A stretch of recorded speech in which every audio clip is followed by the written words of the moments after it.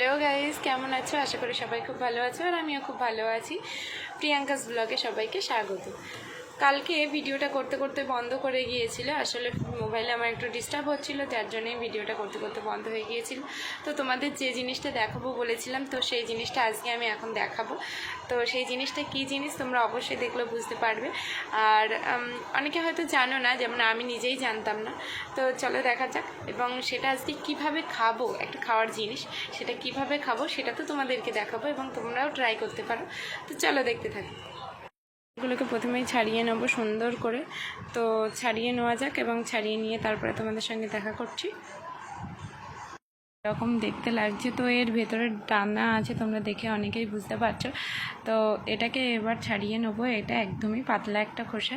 তো তারপরে মাখা করব, মাখা করার জন্য কি কি ব্যবহার করব সেটাও তোমাদেরকে দেখাবো। তো চলো এগুলো ছাড়িয়ে নিই, তারপরে তোমাদের সঙ্গে আবার দেখা করছি।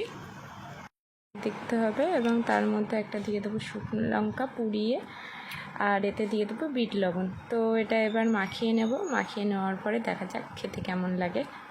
একদমই জঘন্য লাগে, এমনটা খাওয়া একদমই উচিত না। তো তোমরা যারা যারা এভাবে খাবে ভাবছে খেও না।